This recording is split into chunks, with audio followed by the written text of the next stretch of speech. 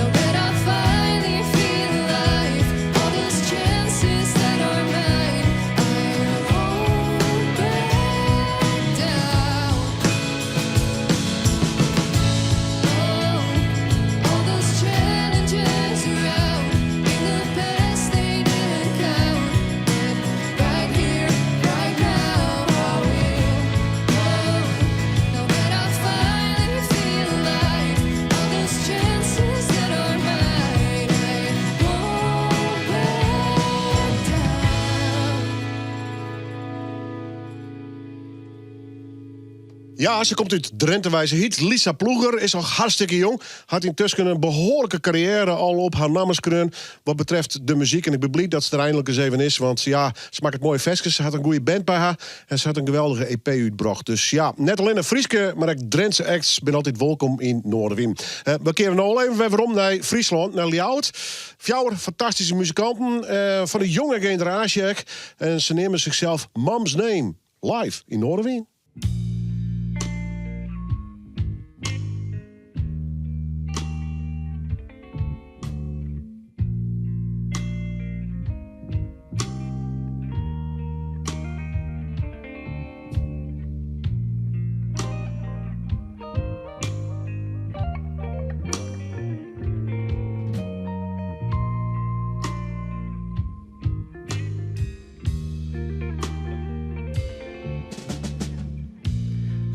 Wij zijn Mams Name.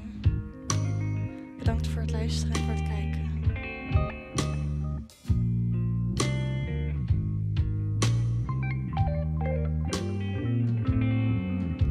We gaan een aantal nummers voor jullie spelen. Deze heet Peace of Mind.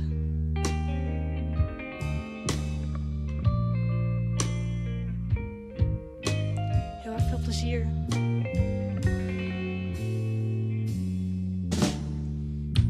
I hope to find my peace of mind sooner than I would expect. Today I feel so stuck inside this awful human disrespect. 'Cause our future it ain't perfect when we ruin all our surface, and the balance has been broken, and I feel like we've misspoken. Is redeeming even possible when all you do is break the laws that nature set before us? Is there no time to adjust? I hope to find my peace of mind. Rather today than tomorrow. I wish we all could just rewind before the waters overflow. What would happen if we just let go of greeting all that came before and lived without a single cent to make sure that we can extend our life on earth as we know the beauty in the things that grow, and humans only take and take how long before it all breaks.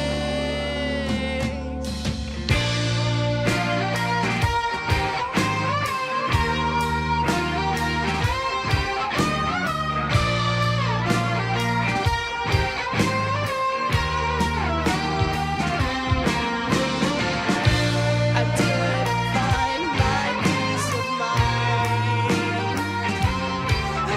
Oh, I got better days, take their toll on me. Leaving companies all running, they're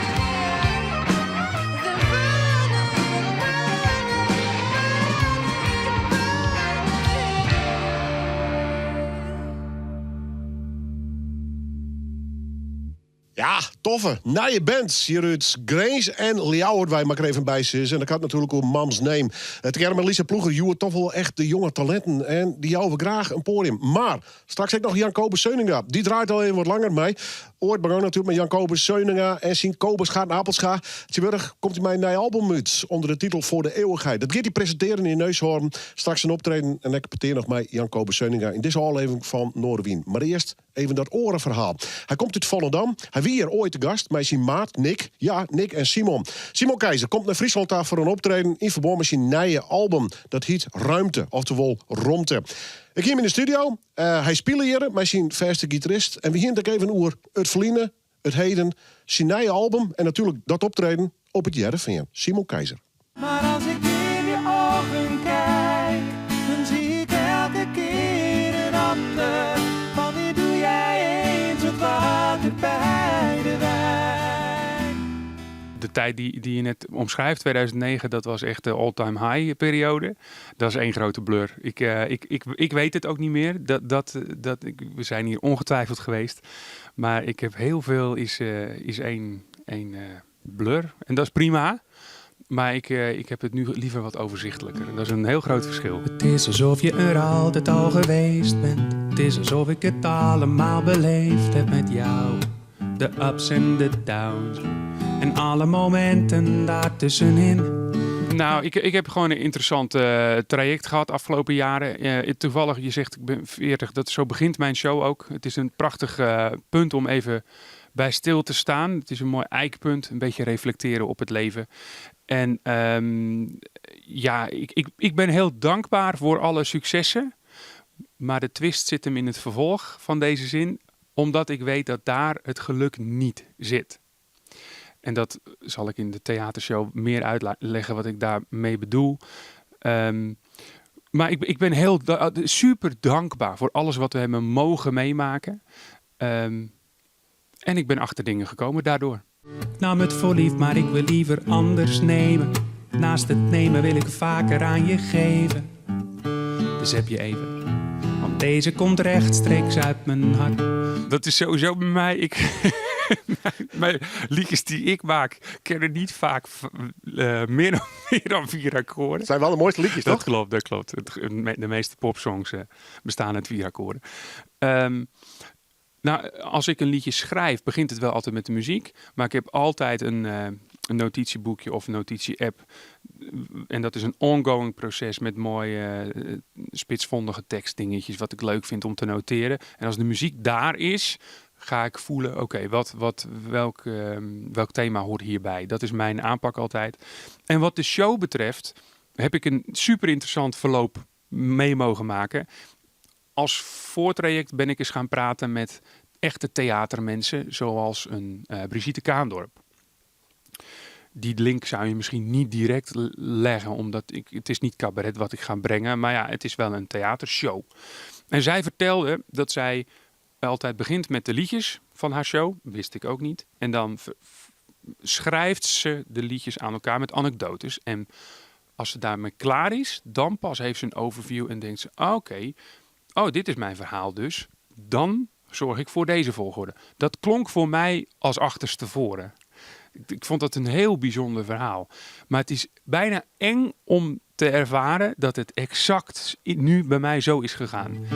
Als ik bij je aanbel is de koffie al gezet. Geen melk, geen suiker. What you see is what you get. Waaronder 20 maart in Heerenveen.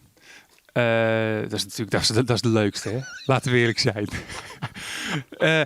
37 toeren, 37 shows. De reactie die ik veel terugkrijg is zo, dat is veel. Dat voelt voor mij dus als overzichtelijk, omdat ik het in die vorige carrière veel drukker gewend was. Onze tours voorheen bestonden uit 60 shows.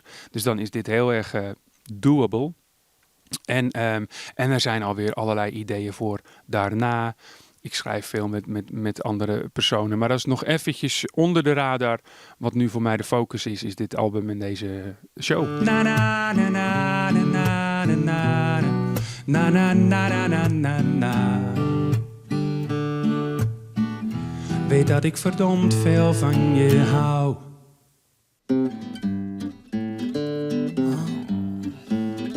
Wel te rusten, lieve schat, het ga je goed. Onze storm is uitgewoed, je hebt je schoten gehad. Mijn liefdesbedrijf was warm en nat, het zaad spatte in overvloed. Maar ik ga nu weg, omdat ik verder moet. Geniet nog maar lekker na van al dat gesputter en gespat. VOF, Don Juan, de stoppen slaan door bij iedere klant. VOF, Don Juan, kwaliteit en kwantiteit bij het natste bedrijf voor elk lijf. Maar voordat je slapen gaat, hier een nuttig advies. Het was niet platonisch, dus dweil het liefdeszaad op, want het zeil rond het bed is spiegelglad. Even schoon, daarna meteen je bed.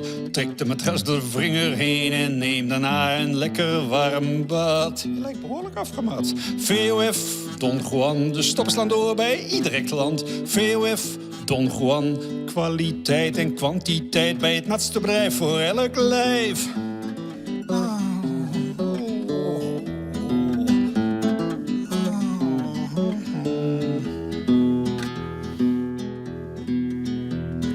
Volgt hier nog een wijze raad voor zij die willen worden bemind. Mijn bedrijf is u goed gezind, maar weet wat u te wachten staat. Dweilen en wassen hoort erbij, het vocht druipt bij de wanden neer. Op het bed ontstaat het ijsselmeer. Nee, u houdt het echt niet door met mij. Het lijkt wel wij.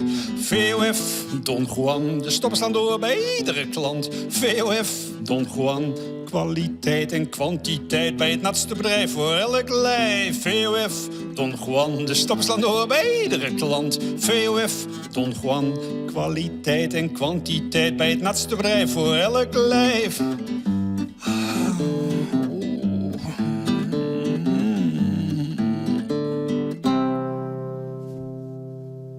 Jacobus Seuninga, ja, daar is hij weer. Mijn materiaal. Sterker, mijn prachtig mooie plaat. Een echte Jacobus Seuninga plaat voor de eeuwigheid. Hoe plaat is trouwens, dit is ook een hele mooie.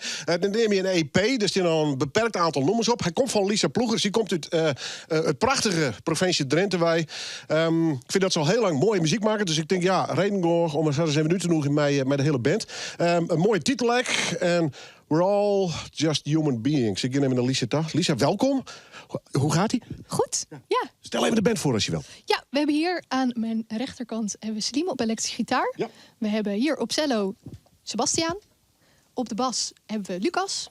En op de drums hebben we Daniel. Is dit een vaste band, een vaste samenstelling? We hebben Lucas erbij als vervanger. Onze bassist die is net vader geworden. Dus die wilde even tijd met zijn kindje. Mooi dat je er bent. Want wij gaan geen leeftijden verklappen. Maar je bent hartstikke jong. En inmiddels al een heel muzikaal leven achter je, heb ik voor mijn gevoel. Want wat heb jij al niet gedaan inmiddels? Te veel, nee. How did it start? Ik ben opgevoed door vrij muzikale ouders. Mijn vader die speelt elektrische gitaar in een country rockband, in een cover rockband. En mijn moeder die speelde piano en dwarsfluit. Dus het is er wel een beetje met de paplepel ingegoten. Vanaf kleins af aan al veel muziek geluisterd en gespeeld en veel gezongen. En heel veel op school dingetjes, covers gespeeld. Gewoon als klein meisje met zo'n microfoontje en dan erbij dansen en zo. En toen naar de middelbare school eigenlijk heel veel festivaletjes en podia's gaan benaderen. En zo is het allemaal een beetje doorgegaan naar dit. Ja, nou ja, je hebt inmiddels een cv, daar zeg je u tegen. En dan sta je denk ik nog maar aan het begin van je carrière. En een prachtige plaat trouwens. Wat is het verhaal van deze plaat? We're all just human beings. Het zijn 6 liedjes rondom mijn leven. Het zijn liedjes die gaan over dierbaren en over mezelf en over persoonlijke ontwikkeling. Dus je hoort ook heel erg de verschillen tussen mijn eerste plaat, Dear Diary, en deze. In de vooruitgang, zowel in muzikaal als in persoonlijk. Het zijn allemaal persoonlijke verhalen. Of dat nou over mij gaat, of over mijn vriend, of over mijn oma, of over mijn vader, of vrienden. Het staat hier allemaal op. Ja, persoonlijke groei, maar ook muzikale groei. En dan heb je het heel anders aangepakt dan je eerste plaat? Ja, wel. Ja, de eerste plaat had ik vooral. Toen had ik nog geen verstand van produceren en dat soort dingen. Dus het was allemaal heel erg nieuw voor mij. Dus toen stuurde ik altijd gewoon een opname van de gitaar en van de zang heel erg karig door naar de producer. Die maakte eigenlijk al de hele dat ding eromheen. Dan kwam ik in de studio, ging het inzingen en dan was dat eigenlijk al het. En dat was voor de eerste keer heel goed bevallen, maar voor de tweede keer wilde ik wel iets meer inspraak in het muzikale. Lekker eigenwijs gewoon. Precies. Ja, precies. Ja, even iets meer demo's maken zelf. Ik kan nog steeds niet zo goed produceren. Maar ze snapte wel een beetje wat ik bedoelde. Dus qua muzikaal is dat gewoon wel heel anders gegaan. En ik heb ook met muzikanten in de studio gezeten. En dat was daar eigenlijk ook niet. Dus ja, het is heel anders. Ja. Ja. En veel spelen natuurlijk met deze band. Want hoe ontstaan de nummers bij jou? Doe je dat in je eentje? Vaak in mijn eentje. Ook wel vaak schrijfsessies met andere muzikanten. Of dat nou voor mij is of voor andere muzikanten. Ik schrijf ook wel eens voor anderen. Deze nummers heb ik 2 samen met iemand geschreven en de andere 4 alleen. Ja, met de gitaar en piano. Ja. Over spelen gesproken, want je bent dus aan het schrijven, studio, natuurlijk denk ik ook heel graag op een podium. Heeft een van die 3 dingen een voorkeur? Of zeg je nee, juist het complete plaatje wat het zo leuk maakt om met muziek wat te doen? Hele moeilijke vraag. Ik vind het schrijven heel erg leuk. En het studioproces ook heel erg. Maar het live spelen voor een live publiek en dan in combinatie met de nummers die je hebt geschreven, om die emoties over te dragen en het verhaal over te dragen en dan ook echt live de reacties van mensen te zien en te spelen met deze mensen, dat is het leukste, vind ik. Wat wil je voor dit jaar of de komende jaren? Heb je een plan?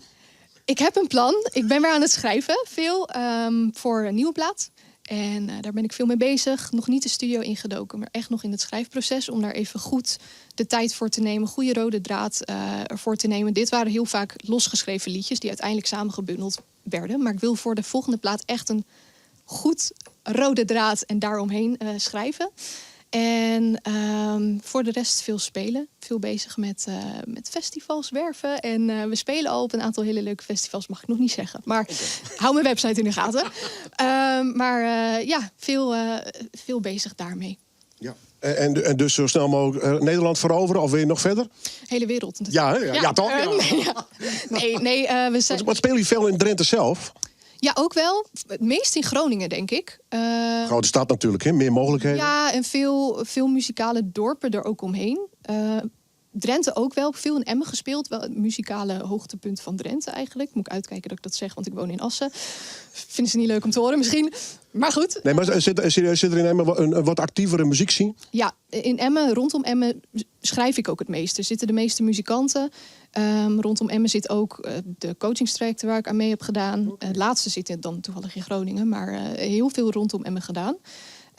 En we spelen ook steeds meer iets buiten de grenzen van Noord-Nederland. Maar het is nog wel voornamelijk Noord-Nederland. Maar proberen wel iets meer naar volledig. Ja, je gaat gewoon de wereld veroveren, toch? Ik hoop het. Ja, van u Drenthe, ja. Precies. En Friesland? Praat je ook een beetje Drents of niet?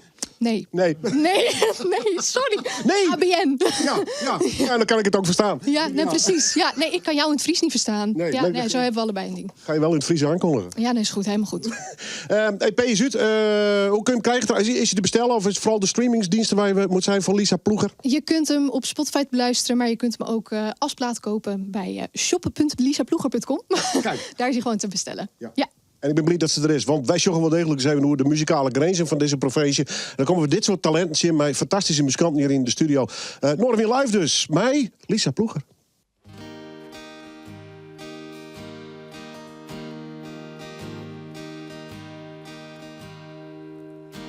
The future is not set in stone. We will not end up alone, I'm just saying. Whenever you're in need of me, I will keep you on your feet, don't be scared. 'Cause I'll be there. We're all getting older and we're trying to live our best life.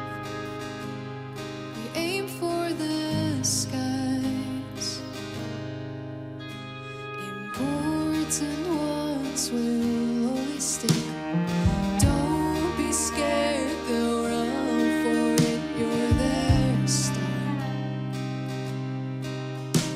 There might be times when it's a quiet line, but just compare the bond with wine. It's ripened, and it'll be better than ever in time.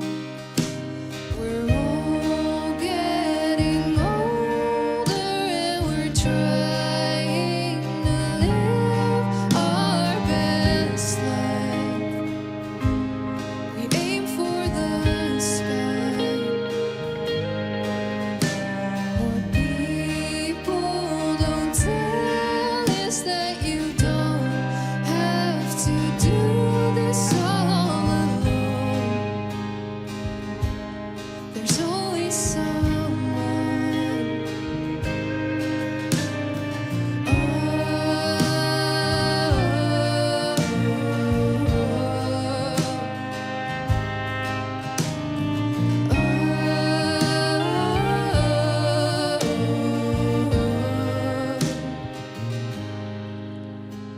We're all getting older and we're trying to live our best life.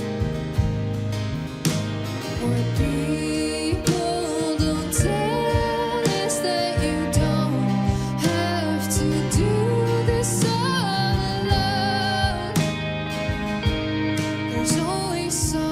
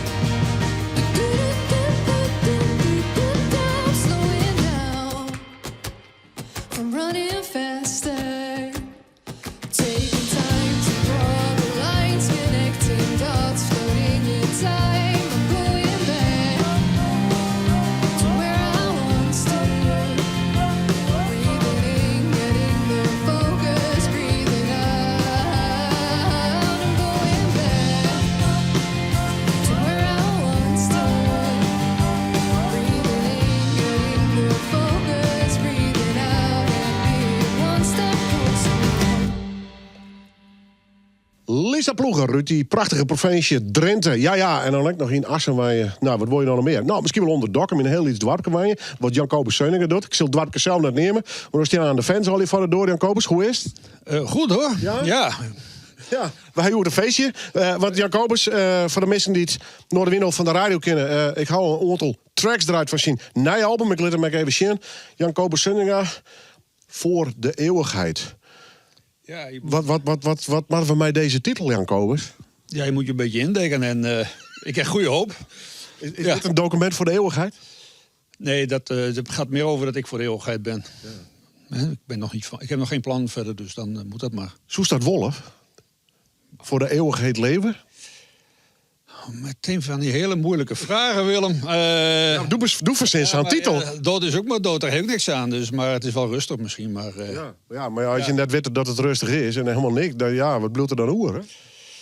Nou ja, het past ook wel een beetje bij de liederen. Hè? Veel liederen over dood en wraak, toch nemen naar de dood. En dat soort liederen zitten er allemaal in. En liederen ter vermaak om de dood te vergeten. Is dat het verhaal van deze plaat? Het verhaal is, ja, het is een mixje van soms wat oude nummers... die eigenlijk helemaal in de vergetelheid zijn geraakt. En, Iets bij korfbal bijvoorbeeld?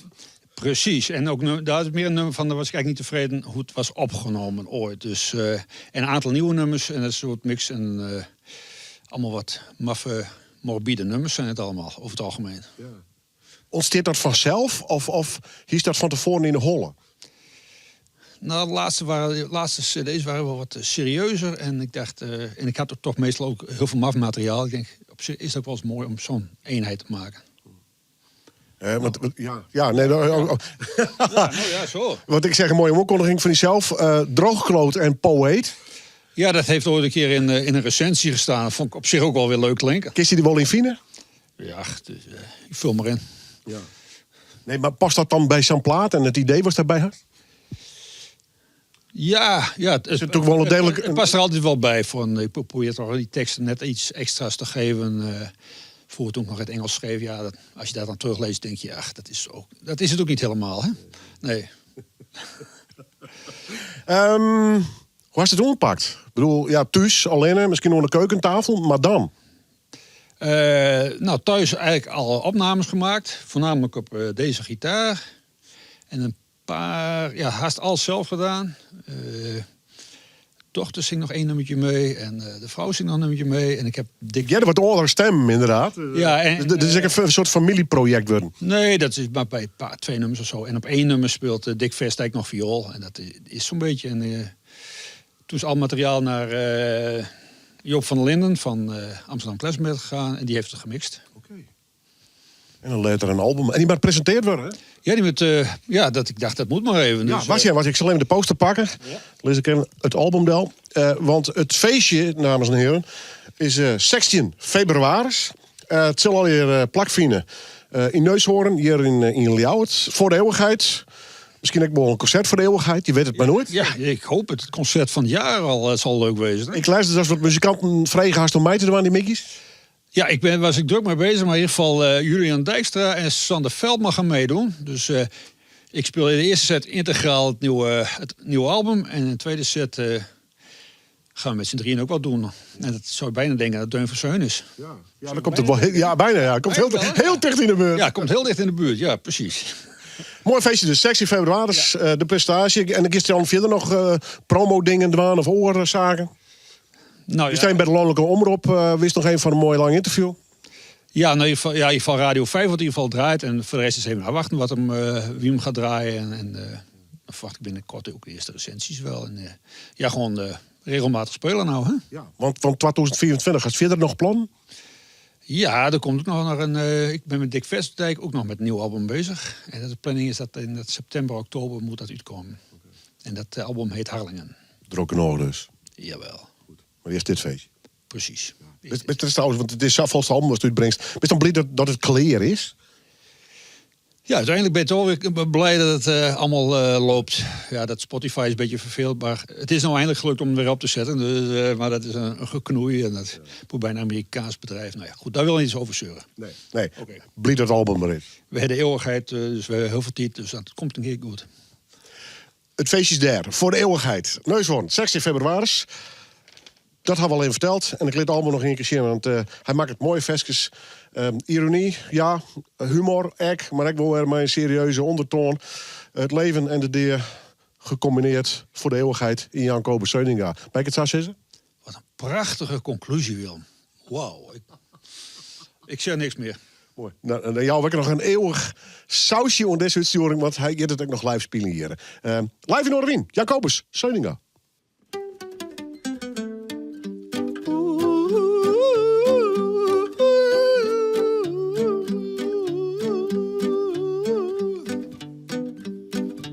Witte wieven kruipen uit de sloot. Ze kruipen en ze sluipen en ik ben eens de dood. Maar ik moet er toch doorheen. Maar ze kruipen en ze sluipen en ik ben eens de dood. Ze kruipen en ze sluipen en ik ben eens de dood. Toen ik wegging uit mijn huis, ik ze niet zien, ze waren er niet. Hoogstwaarschijnlijk lagen ze al op de loer verscholen in het riet. Op de loer verscholen in het riet. Altijd na een leuke nacht, op de weg naar huis, hup, daar komen ze aan. Eerst kruipen ze over het land, maar plotseling bennen ze aan die andere kant. En ik voel me als een natte krant.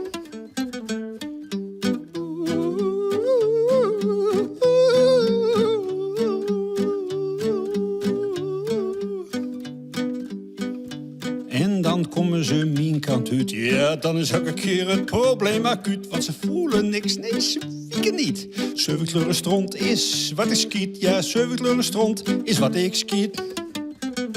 Witte wieven kruipen uit de sloot. Ze kruipen en ze sluipen en ik ben eens de dood. Maar ik moet er toch doorheen. Maar ze kruipen en ze sluipen en ik ben eens de dood. Ze kruipen en ze sluipen en ze kruipen en ze sluipen en ze kruipen en ze sluipen en ik ben eens de dood.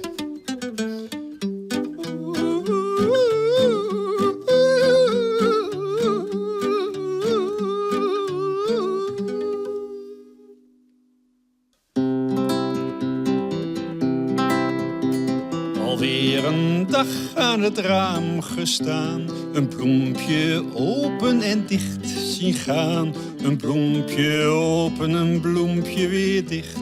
Een dag zo vol indrukken, vergeet men niet licht.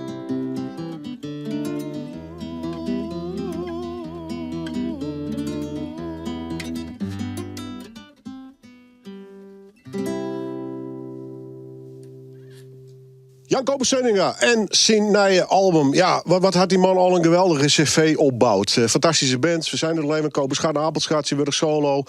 Wat doet hij net natuurlijk. En ik ben altijd blij dat hij er weer is. Maar zeker het nieuw materiaal. Ja, hij is al een paar tijdje onderwijs in zijn carrière, om het zo maar zo te drukken. De band die ik te gast had. Ja, die is misschien wel aan het begin van een hele mooie carrière. Ik had toen Mams neem. Ze hadden linken met Friesland, Greensland, de Academie voor Popcultuur. Dus ik neem maar even naar de jongeres eerst. Hij is mee. Hoi. Hi. Stel eerst even de band voor als je wilt. Yes, dit is Sander, onze bassist. Hey Sander, hoi. Dit is Luc, de drummer. En dit is Joep, onze gitarist. En ik ben Esmee. Ja, jullie hangen een beetje in Groningen en Leeuwarden uit. Mag ik het zo een beetje zeggen? Klopt, ja. We komen eigenlijk allemaal origineel uit Groningen. Alleen ik woon nu in Leeuwarden. Ik doe de Academie voor Popcultuur. Nu in mijn laatste jaar. Dus we aan het afstuderen. Ja. En ja, we repeteren wel vaak in Groningen. En eerder dus op de Academie voor Popcultuur hebben we heel vaak gespeeld. Echt een noordelijke band wat dat betreft. Bevalt het een beetje in Leeuwarden? In Leeuwarden? Ja, ik vind het echt een hele fijne stad eigenlijk. Ja, serieus. Want ja, Groningen is ook een hele toffe stad natuurlijk. Zeker, nee. Ik hou wel gewoon van dat lekkere dorpsgevoel hier. En ik vind het allemaal lekker overzichtelijk. Je komt zo makkelijk van de een naar de andere plek. En ja, gewoon een fijn sfeertje altijd. Met welk idee zijn jullie deze band begonnen? Want ik begreep dat het een beetje bij jou begon met een soort solo-project. Ja, dat klopt. Ja, het begon als solo-project voor mij in mijn eentje. En toen heb ik daarna Joep erbij gehaald. Zijn we samen meegenomen aan de Kleine Prijs van Friesland. En eigenlijk tijdens de Kleine Prijs is het uitgegroeid naar een band. Dat was eerst een andere formatie dan dit. Maar dit bestaat nu ongeveer 2 jaar dat we samen spelen. Dus zo is het eigenlijk een beetje ontstaan. Qua stijl, hè? Ik bedoel, is het nog zo ongeveer geworden zoals je wilde? Of is dat als spelende zo ontstaan? Ja, het is altijd zoeken naar een eigen geluid natuurlijk. Ja, ik heb altijd wel iets gehad voor indie rock en indie popmuziek. Dus dat is wel waar ik mee begon. Het was eerst meer singer-songwriter gericht. En ik had zelf ook wel wat bandervaring op de middelbare school. Maar ja, ik stond eigenlijk wel open om te ontdekken waar het heen kon gaan met een band, zeg maar. Dus eigenlijk met de bandleden zijn we gewoon samen gaan kijken wat vinden wij vet. En ja, daar is eigenlijk dit uitgerold. En we zijn op dit moment ook nog bezig met nieuwe nummers schrijven die ook weer een andere kant op gaan. Maar daar hoor je vast snel meer over. Graag. Ja, het staat inmiddels ook op streaming. Ik ga nog even inderdaad naar De Buurman toe. Hoe ontstaan de nummers bij jullie? Gewoon lekker spelen en je ziet wel? Of komt er iemand met een idee binnen? Nou, de meeste nummers schrijft Esmee. En dan bedenk ik er wat gitaar bij en Luc wat drums en Sander wat bas. En nu bij wat nieuwer werk heb ik ook wat geschreven en dan stuur ik wat gitaar naar Esmee. Dus dan gaat het eigenlijk andersom. En dan zeg ik tegen Luc, hey, kun je dit spelen? En dan zegt hij, nee, dat vind ik een slecht idee. Ik ga dit spelen. En dan... Dat noem je een creatief proces. Ja, precies. Zo maken wij nummers. Je hebt toffe gitaar trouwens. Dankjewel. Een Schecter. Wil je even aan de hals voelen? Heel bijzonder. Heel fijne hals. En daar ging het jou ook om? Ja, nou ja, ik had hem online besteld. En nou ja, ik had hem dus nooit bespeeld, maar het kwam er goed uit. Oké, had je iets gelezen dan? Of Ja, ik had heel veel video's bekeken of hij goed was. Ja. En nou ja, dit is eigenlijk mijn enige gitaar die ik echt gebruik. Oké, ja. Ja. Nou, gitaar is 1, maar de effecten is nummer 2. Ja, Je hebt er nogal wat, hè? Daar komt... ik kan eigenlijk niet zo goed spelen, maar dit zorgt ervoor Die moet het voor jou doen. Ja, dit zorgt ervoor dat het nog ergens naar klinkt. Ja. Ik heb, Hoe bouw je zoiets op? Want ik denk dat je een stuk of 10 effecten hebt hier. Ja, nou, ik begon... Deze heb ik gekocht, Reverb. En steeds komt er wat bij. En af en toe, nu ben ik speel ik al iets langer, dus dan weet ik meer wat ik wil. Maar heel veel heb ik gewoon... Ja, dat heb ik dan al. En dan doe ik er... Ja, je moet werken met wat je hebt, zeg. Lekker frieken. Ja, precies. Af en toe zit ik echt gewoon de meest rare geluiden te maken. Maar dat doe ik hier maar niet. Dat noemen we ook wel een prettige verslaving. Ja, het is gezonde verslaving om te hebben, denk ik. Geldt het voor jou ook, Esmee? Ben je ook zo aan het frieken of niet? Ik even kijken, jij zit op 6. Ja, ik heb er ook een aantal, maar ik ben niet zo'n nerd erover als Joep. Ik doe alleen wat echt nodig is, zeg maar, voor mij, vind ik. Maar ik vind het wel echt superleuk om mee te experimenteren. Ja. Maar voor mij gaat het wel meer om de vocalen dan om de gitaar. Maar ik vind het allebei superleuk. Ja. Jullie hebben net wat released, hè? Staat allemaal op Spotify. Dat is ook een beetje het resultaat van wat je al zei. Lekker spelen, iemand komt met een idee en dan vullen we het aan. En we zien wel welke kant het op gaat. Ja, klopt. Ja, de nummers die we nu hebben uitgebracht zijn wel vooral door mij geschreven. En dan inderdaad breng ik het de band in. Dus meestal dan een gitaartrack met zanger overheen. En dan schrijven mensen partijen eroverheen. En dan gaan we samen kijken van wat vinden wij cool. En The Waves hoort ook bij een interdisciplinaire voorstelling met Up North en Popfabriek. En daar hoort een shortfilm bij. Dus daar horen jullie binnenkort vast wel ook al over. Is die film al gepubliceerd of niet? Nee, die komt nog online. Okay. En we willen ook nog graag een show spelen waarbij we die hele show weer laten zien. Dus we hebben heel veel zin in. Eén ding, de naam van de band, Mom's Name. Ja. Waar komt die vandaan en wie heeft hem verzonnen? Die heb ik verzonnen. Ja, het was bij mijn auditie, zeg maar, ronde voor de Popacademie, moest ik een droomrecensie schrijven over mezelf over 10 jaar. En toen heb ik die naam bedacht, omdat ik heb mijn moeders achternaam en dat is, hebben niet super veel mensen. En ik vond het wel cool klinken zo met hoofdletters helemaal lekker indie. En dat is eigenlijk gewoon gebleven. Ja. Ja. Wat is die naam? Mijn moeders achternaam? Ties Scheffer. Ties Scheffer, oké. Ja, die blijft wel hangen. Maar dan kun je beter die band Mom's Name noemen, denk ik. Dat was de naam. Moet je constant uitleggen hoe je het schrijft, hè? Ja, precies. Heel veel mensen denken dat het Duits is of zo, maar dat is ook niet. Ja. Jullie zijn een toffe band. Ik vind het heel erg leuk dat jullie er zijn. En ze gaan gelukkig optreden hier. Net alleen bij in de studio, dus nou te jaren. Maar op de streaming met nieuw materiaal, dus onder andere op Spotify. En zie ik je meteen op die naam. Ik vind het heel leuk. Ik bloed ik hing je trouwens. Mom's Name, live in Orwin. I feel like I just started living my own life,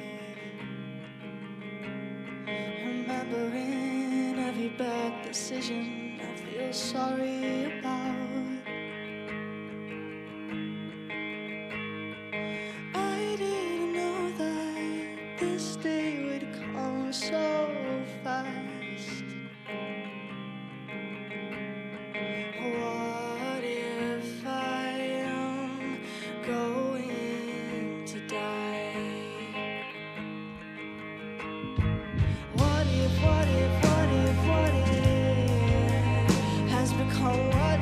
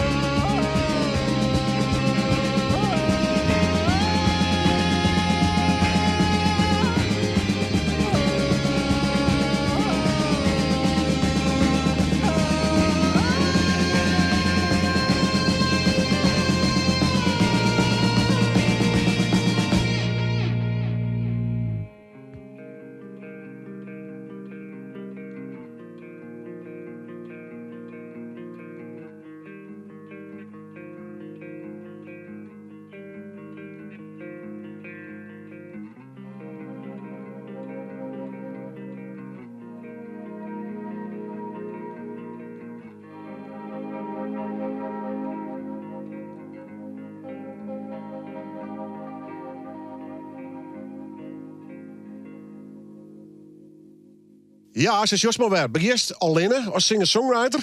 Vrees er wat mensen bij en dan zit je samen in de Noorderwind-studio met een volledige band te spelen. Het verhaal van Esmee en Mom's Name. Toffe muziek, maar goed, dat is mijn smaak. We gaan nog één live nummer in deze studio. Maar eerst, alvast bedankt voor het chin. Bedankt voor het harkje. Dit weer Noorderwind, na week ben we er weer. En dit ben ze nog één keer live in Noorderwind. Mom's Name.